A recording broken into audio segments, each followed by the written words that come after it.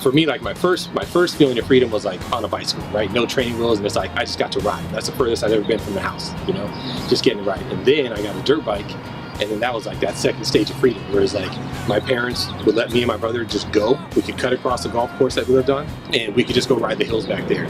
Like fourth grader and sixth grader, like we just got to go ride. Then when I got on the road, it was a level up for sure. Like being on dirt, almost no one was ever like, oh, why would you take that risk? But on the street, rightfully so, it's a different level. But for me, like that was always in my head. Like since I was 12 years old, it was like when I get old enough, like I'm getting a motorcycle. You know, I'm gonna be on the street. And it wasn't for anybody else. You know, it was just for me. But it was like mainly me and my cousin. We were like, dude, like we're gonna ride. Like this is kind of what we do. Coming from the dirt made me more comfortable, but it was still there was a lot to learn quickly to be safe. That's when I started getting more of the questions. Like, well, why would you even do that? Like, you know, for me, sometimes it was almost like a why not.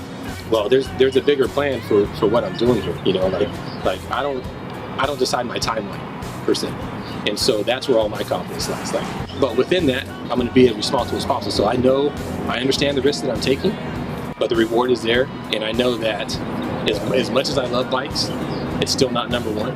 You know, my family's number one, and because my wife supports it, it's like then we're good to go. You know, if she ever got that twisted up about it, then I'd be like, oh, then, you know, we'll let it go. But she understands, you know, there's only a couple things that I'm passionate about, you know, and one of them is bikes, and one of them is teaching, you know, and probably the other one is coaching. It's like, those are three things I like to do.